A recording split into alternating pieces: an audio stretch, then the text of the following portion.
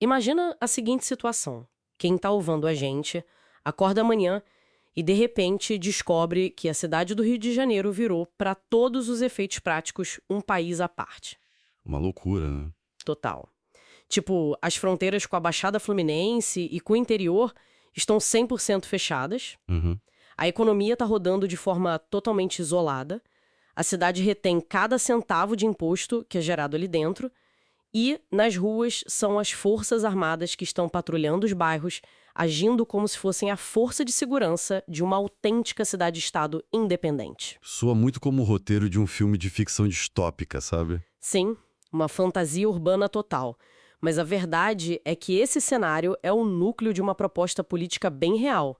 Uma proposta que, olha, está dominando as pesquisas eleitorais para 2026. E o que tem surpreendido muitos analistas tradicionais é que essa não é mais uma daquelas ideias marginais discutidas só em fóruns obscuros da internet. Exato. Trata-se de uma tese super estruturada e encontrou um terreno extremamente fértil na insatisfação crônica da população. Principalmente com a segurança e a economia, né? Com certeza. A tração que isso ganhou nas redes sociais transformou algo que parecia impossível num debate diário. E é exatamente nesse oceano de insatisfação e propostas mais radicais que a gente vai mergulhar hoje.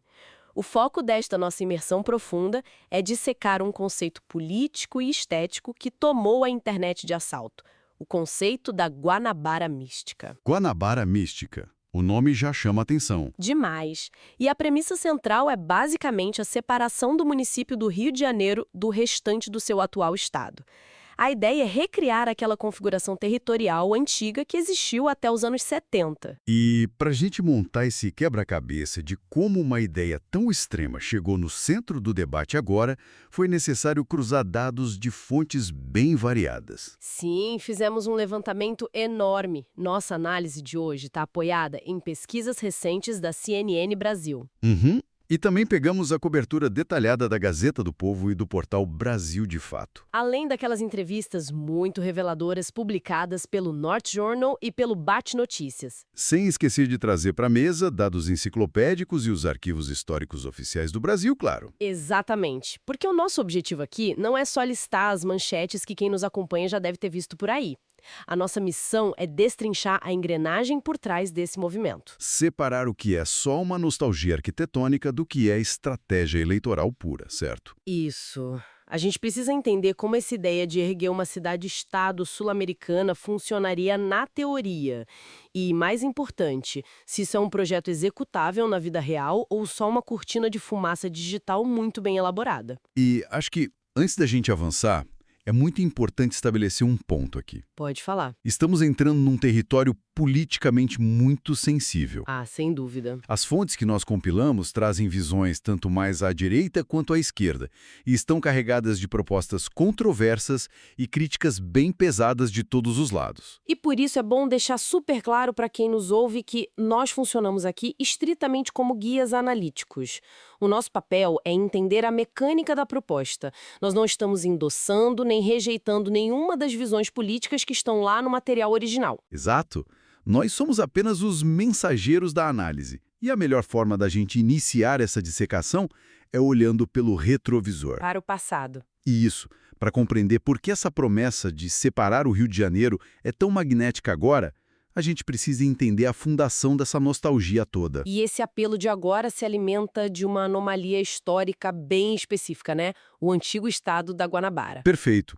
Vamos desempacotar essa anomalia histórica, então. De acordo com os registros enciclopédicos que a gente levantou, o estado da Guanabara nasceu de uma perda gigantesca para os cariocas. Ah, a transferência da capital? Isso, em 1960. A capital federal, que trazia todo aquele peso político e, claro, financeiro da nação, foi transferida do Rio para a recém-inaugurada Brasília. Mas a antiga capital não foi simplesmente rebaixada a um município comum dentro do estado do Rio, certo? A dica econômica daquela época, que o pessoal de hoje idolatra tanto, estava num detalhe tributário muito fascinante que eu fiquei impressionada ao ler. Qual o detalhe? O estado da Guanabara era quase 100% urbano, minúsculo em território, mas um absurdo na arrecadação.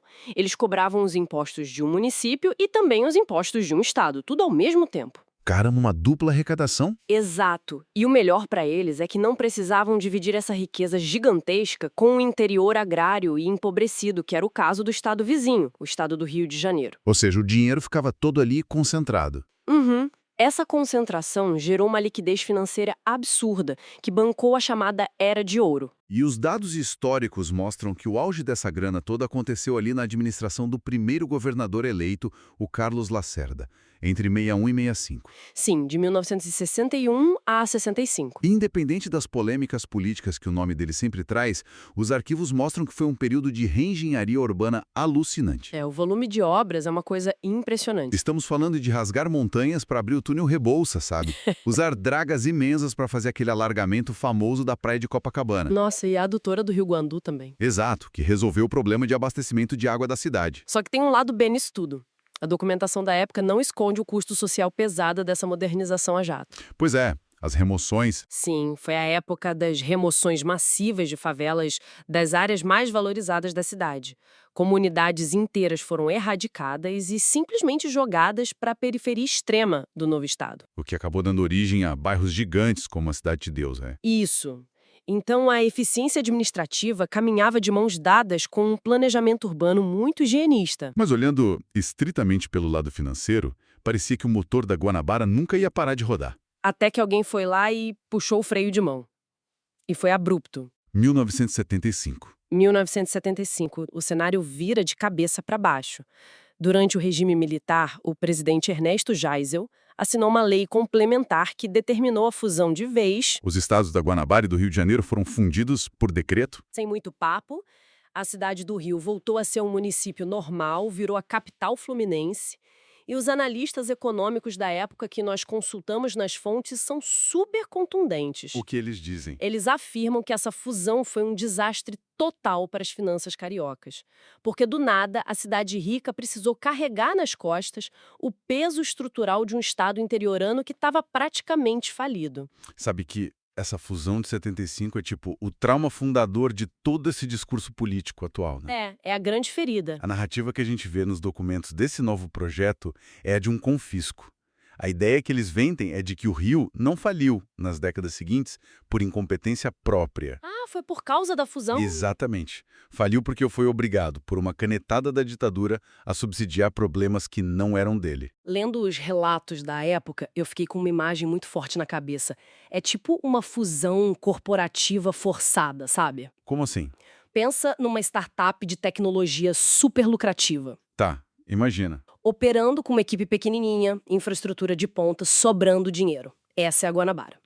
Aí, do nada, o conselho de administração chega e fala, olha, vocês agora vão ter que absorver uma empresa matriz que é decadente, lenta, cheia de máquina velha e atolada em dívidas. Nossa, um pesadelo corporativo. Sim, o caixa da startup é sugado do dia para noite só para manter a matriz velha respirando. E aí me surge uma dúvida enorme. Diga. Essa narrativa toda sobre a Guanabara mística de hoje, ela é baseada numa superioridade econômica que realmente existiu e foi roubada, ou a galera pegou uma boa fase administrativa de décadas atrás e transformou num mito intocável? Olha, a análise crítica das fontes nos mostra que tem sim um alicerce de verdade econômica. A dupla arrecadação realmente dava uma vantagem fiscal absurda. Tá, o dinheiro era real. O dinheiro era real, mas o prédio que estão construindo em cima desse alicerce hoje é puro marketing político. Interessante. A memória afetiva foi tipo esvaziada de todas as suas complexidades sociais, das emoções que você citou, só para criar uma narrativa redondinha de injustiça histórica e de um destino que foi roubado deles. E aí que entra a sacada de gênio da campanha para 2026. Exato. Se um grupo político consegue convencer quem vota de que a crise atual não é culpa da complexidade gigantesca do mundo moderno, mas sim de um erro muito específico do passado que eles podem consertar, E a proposta ganha uma força emocional que arrasta multidões. devastadora. O que é a ponte perfeita para a gente olhar para as pessoas que estão empunhando essa bandeira nas ruas agora. Os protagonistas. Isso. Porque a ferida da fusão ficou ali, aberta, por 50 anos. Mas foi só muito recentemente que um grupo sacou como transformar isso em engajamento digital e em voto. E o veículo para isso é o Partido Missão. O Partido Missão, para quem não sabe, é uma entidade política novíssima.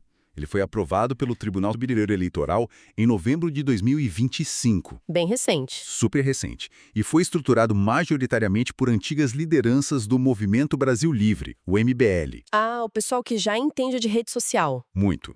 A capacidade que eles têm de embalar conceitos burocráticos e densos numa estética super atraente é famosa. E isso fica muito claro no nome do projeto. A Guanabara Mística. Isso. E olha, o material da campanha faz questão de esclarecer que a palavra mística ali não tem nada a ver com religião ou esoterismo, tá? É num sentido de vocação, né? Exatamente. Um destino manifesto da cidade. A ideia de que o Rio de Janeiro tem uma aura de grandeza quase predestinada que precisa ser restaurada. Não é sobre aprovar um projeto de lei chato no Congresso. Não. É sobre cumprir um chamado histórico. Elevar o discurso para esse nível épico muda todas as regras do jogo. E os números provam que isso está funcionando. Os relatórios da CNN Brasil mostram bem isso. Sim, eles destacam o Renan Santos, que é o pré-candidato à presidência da República pelo partido. Ele tem 42 anos, é empresário, e as intenções de voto dele no cenário nacional estão ali variando entre 4,6% e 10%. O que já é muito expressivo, mas tem um detalhe nos dados que está fazendo os institutos de pesquisa surtarem. A fatia dos mais novos. Isso.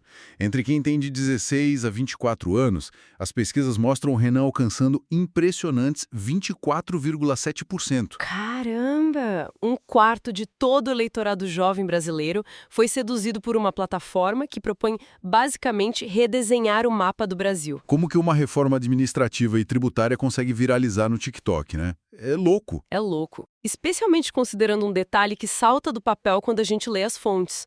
O Renan Santos é paulista. Pois é. Um candidato nascido em São Paulo construindo uma campanha para a presidência do país inteiro, mas que tem como âncora a separação de um município lá no Rio de Janeiro.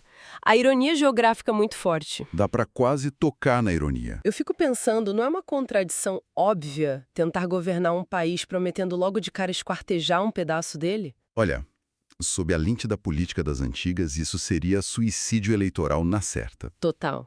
Mas na era da economia da atenção, é uma manobra brilhante. Os estrategistas do partido sacaram que o eleitor jovem está super cínico com aquelas propostas modernas, de reformas que levam anos. Ninguém tem paciência pro gradualismo. Zero paciência. E a Guanabara Mística, no fundo, nem é só sobre o Rio. É sobre o que, então? O Rio está sendo usado como um laboratório extremo. A lógica que eles vendem é, olha, se a gente tem a coragem de propor e a competência de curar a fratura mais grave do Brasil... Que seria o colapso do Rio? Exato. Se curarem o colapso da segurança e da economia lá, então eles teriam autoridade moral e técnica para consertar qualquer outro estado do país. Entendi. É a tática de ir direto para o caso mais grave do hospital. Se você salva o paciente que estava desenganado na UTI, ninguém mais questiona o seu diploma de médico. Excelente analogia. Mas quem é o médico encarregado de aplicar esse tratamento agressivo lá no terreno, no dia a dia carioca? As fontes colocam um holofote enorme na figura do Vitor Anton. O pré-candidato a deputado federal? Isso. Ele é o cara responsável por traduzir esse grande projeto nacional para a linguagem das ruas do Rio. Ele é advogado de formação, tem raízes na Baixada Fluminense, mas com aquela vivência forte de Copacabana. E o impressionante é o poder de fogo digital dele. O Anton é o rosto por trás do canal Novos Clássicos. Sim, um canal gigante. Que já acumula mais de 20 milhões de visualizações com aqueles mini-documentários super bem produzidos sobre história e estética urbana. Ele funciona como a âncora ideológica do negócio. Enquanto o Renan Santos faz a jogada macro pelo Brasil, os vídeos do Anton mastigam a teoria econômica. E romantizam a era do Lacerda. Muito. Eles envelopam tudo com trilhas sonoras da época, edições super dinâmicas. Ele é quem dá aquele verniz intelectual que impede que a proposta pareça só um delírio separatista. E é dissecando o plano de governo que a gente encontra a verdadeira espinha dorsal de tudo isso. O que a Gazeta do Povo mostrou, né? Isso mesmo. Segundo os levantamentos da Gazeta do Povo e umas entrevistas que eles deram ao Bate Notícias, no começo de 2026, a separação não é só para ter um Estado novo e pronto. O objetivo final é o que eles chamam de autonomia total. E essa autonomia significa que o novo Estado da Guanabara ia cortar todos, literalmente todos os cordões umbilicais de dinheiro. Nada de repasses. Nada.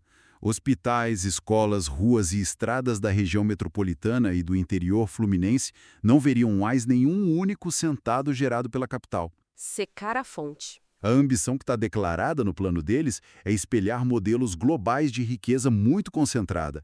Eles citam abertamente o dinamismo de Singapura. E o isolamento de Mônaco. Exato. A meta é virar um polo agressivíssimo de mercado financeiro e de startups de tecnologia. Só que tem um problema aí, né? Atrair bancos bilionários e empresas de tecnologia exige um ambiente seguro. Você não atrai investidor no meio de tiroteio. Aí a gente chega no pilar mais pesado de toda essa história, a segurança pública. É polêmico demais. Numa declaração para o Not Journal em abril, o Victor Anton não mediu palavras. Ele disse que o plano não tem nada a ver com policiamento comunitário ou essas abordagens mais integradas. O que ele promete? A promessa oficial é uma declaração formal de guerra contra o Comando Vermelho e o controle das milícias. Guerra aberta. Sim. O plano prevê colocar as Forças Armadas nas ruas para retomar território na força bruta mesmo, e eles confessam abertamente que a inspiração é o modelo de tolerância zero e hiperencarceramento do Nayib Bukele lá em El Salvador. Olha, importar o modelo do Bukele é o que realmente fisga a imaginação do eleitor que não aguenta mais a violência. É uma promessa muito sedutora. Sedutora demais. A retórica de pegar os líderes do crime, neutralizar todo mundo e jogar num presídio de segurança máxima inexpugnável. Isso oferece uma sensação de ordem imediata e absoluta. Mas, sabe, ao analisar como eles querem aplicar esse modelo de El Salvador lá no meio da complexidade do Rio, me vem à mente uma metáfora diferente daquele reset de computador que a gente ouve tanto por aí. Fala aí. Lembra da analogia do facão? Pensa numa rede de pesca gigante muito antiga. Tá. Imagina a rede. E alguém tenta desembaraçar todos os nós dessa rede usando um facão enorme. Nossa, pois é. A força bruta do facão vai cortar as cordas e resolver o nó na hora, sem dúvida. Mas você não desatou o problema, você destruiu a integridade do ecossistema que dependia daquela estrutura inteira. Perfeito. Como é que dá para aplicar um modelo militarizado de cerco total num tecido social tão absurdo de vasto, onde o crime e a vida cotidiana de milhões de civis honestos estão apertados nos mesmos becos estreitos? A análise sociológica aponta justamente para isso. Essa é a lacuna estrutural mais perigosa de todo o projeto deles. Porque El Salvador é muito diferente, né? Muito diferente. As dinâmicas demográficas não batem. As facções e as milícias cariocas não são só os caras armados ocupando uma rua. Eles controlam cadeias econômicas complexas. Do gás à internet. Exatamente, gás, transporte alternativo, gatonete. Declarar guerra formal em favelas que estão encravadas nos bairros mais caros do país ia significar, na prática, transformar áreas cheias de trabalhadores em zonas de combate urbano prolongado. É um banho de sangue. E o facão pode até arrancar o líder imediato do tráfico, mas ele não substitui a economia que faz com que o crime seja a única via de sobrevivência para algumas famílias ali. E essa complicação urbana nem é a única barreira colossal que eles têm pela frente. Mesmo se a população dissesse sim, pode usar o facão, a execução legal dessa separação bate de frente com o muro mais duro da política brasileira. O Pacto Federativo. Isso. O que os especialistas em direito dizem sobre a viabilidade de uma cidade simplesmente falar tchau e se separar? Do ponto de vista constitucional, a viabilidade beira o zero absoluto. Zero. Sim. O Pacto Federativo funciona, na prática, como se fosse um contrato de casamento indissolúvel do país inteiro. Uhum. Os estados e os municípios que são muito ricos aceitam que parte da riqueza deles vá para a União, e a União usa isso para subsidiar as regiões mais pobres do Brasil. Tá. Então, para o Rio de Janeiro sair desse acordo e guardar todo o dinheiro do imposto para ele. O Congresso precisaria aprovar uma emenda constitucional, o que por si só já exige uma maioria gigantesca de deputados e senadores que nunca concordam em nada. Mas não para aí. Os analistas jurídicos que saíram na grande imprensa lembraram de um detalhe muito importante. Mudar o limite de um estado exige aprovação popular. E não é só o carioca votando se quer ser independente ou não. De jeito nenhum, precisaria de um plebiscito nacional. A população do Brasil inteiro. Do país inteiro. Todo mundo teria que ir votar para decidir se vai deixar o Rio de Janeiro parar de dividir a riqueza dele com o resto da gente. É tipo ficção política mesmo. A rejeição nacional ia ser instintiva, E os políticos lá em Brasília sabem o risco de abrir essa verdadeira caixa de Pandora. Nossa, o precedente que isso abre. Exato. Se o Congresso de repente deixa o Rio de Janeiro pegar a bola e ir embora para casa com os impostos, o que vai impedir São Paulo de exigir a independência logo depois? Ou cidades super ricas, tipo Santos. Santos tem o maior porto da América Latina. Podiam decidir virar um principado autônomo e parar de financiar o interior paulista de vez. O sistema tributário do Brasil ia derreter em semanas. Entraria em colapso total. E se a gente olhar para trás, a história mostra que o eleitor sempre percebe que isso é inviável quando a poeira baixa. Não é a primeira vez que tentam essa história de Guanabara, né? Longe disso. A enciclopédia cita o movimento Autonomia Carioca, que o Alfredo Sirks tentou puxar lá em 2004. E depois teve o movimento O Rio Decide, em 2008. E não deram em nada. Ambos murcharam. Faltou adesão popular, ficou só na bolha dos intelectuais. Só que agora o jogo mudou por causa das redes sociais. Mas com essa amplificação toda que a internet dá, eles também chamaram a atenção dos investigadores. O escrutínio da imprensa. Implacável. O Portal Brasil de Fato publicou agora em abril uma reportagem investigativa que bate direto na principal promessa do partido. A credibilidade fiscal deles. Exato. O levantamento descobriu que o Renan Santos, o cara que promete criar um Estado super eficiente e com contas impecáveis, tem pendências financeiras bem feias. Qual é o tamanho do problema? As certidões mostraram que ele acumula mais ou menos 1,1 milhão de reais em dívidas com a União e com a Previdência Social. 1 milhão? A dissonância cognitiva que isso gera é ensurdecedora. Pensa comigo, a base do partido é a autonomia fiscal. Prometem que o estado da Guanabara iria operar no azul, arrecadando bilhões, sem precisar de ajuda federal nenhuma. Certo. Mas como que quem vai votar processa o fato de que o grande líder dessa utopia não consegue manter em dia as obrigações da própria empresa com a Previdência? Complica muito o discurso. Prega-se o rigor tributário lá de Singapura, mas na prática entrega o calote previdenciário no Brasil. Exatamente isso. E a revelação dessas dívidas faz os analistas políticos pensarem numa coisa muito interessante. O que seria? Que talvez os próprios arquitetos do Partido Missão não acreditem de verdade que a Guanabara vai nascer amanhã. Então é tudo teatro? Não diria teatro, mas estratégia. O que eles estão fazendo com maestria é deslocar a janela de Overton. Explica para quem nos ouve como isso funciona na prática. É assim. Ao propor uma ideia tão extrema e absurda como separar um Estado militarizado do resto do país, eles empurram a linha do que a sociedade acha aceitável debater. Entendi. Aí, de repente, propostas que antes pareciam cruéis, tipo cortes drásticos de orçamento público ou operações policiais super violentas, começam a parecer normais. Parecem um caminho moderado e sensato perto da loucura separatista. Nossa, faz muito sentido. O projeto é só um ariete, desenhado para forçar um debate pesado sobre dinheiro, imposto e o fracasso do modelo de segurança atual. Exatamente. O verdadeiro produto deles não é refazer o mapa. O fato da Guanabara mística monopolizar a internet e forçar todo mundo a discutir o pacto federativo? Já é a vitória deles. Sim, o objetivo da campanha já foi alcançado.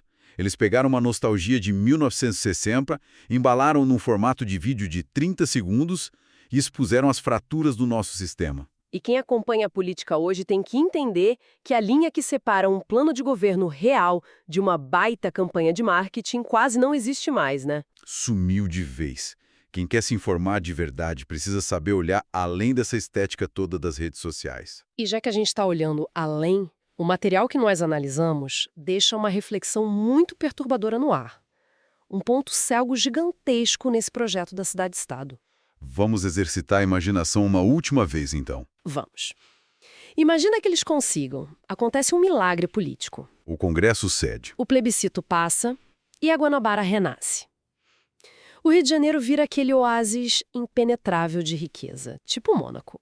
Dinheiro sobrando. A pergunta que não quer calar é: como sobrevivem os milhões de trabalhadores que não moram dentro desse perímetro blindado? As pessoas de São Gonçalo, da Baixada Fluminense... Isso, pessoas que hoje, todos os dias, precisam cruzar essas fronteiras invisíveis do município para movimentar a cidade, para limpar os escritórios, trabalhar nas lojas, manter a capital funcionando. A economia de Mônaco não funciona sem os trabalhadores da França que cruzam a rua todo dia. Se a Nova Guanabara reter o dinheiro e fechar a cara para o resto do estado, a proposta se revela. Revela o quê? Revela que não é um projeto de desenvolvimento. É a oficialização jurídica da segregação. Nossa, é o paradoxo perfeito. Faz a gente se perguntar se fechar as portas e se isolar é realmente a cura que o país precisa ou se é só o sintoma mais grave de uma sociedade que simplesmente desistiu de se resolver. Erguer um muro de exclusão no coração do Sudeste pode até deixar a planilha de gastos de algumas pessoas no azul. Mas aprofundaria o abismo social de milhões de brasileiros. A política que é desenhada num vídeo do TikTok nunca reflete a complexidade do mundo real. Nunca. Desembaraçar essa teia toda exige muita paciência e ferramentas muito melhores do que um golpe de facão. Com certeza. Pessoal, continuem analisando de forma crítica as promessas que aparecem piscando nas telas de vocês, mantenham o ceticismo sempre afiado e até a nossa próxima análise profunda.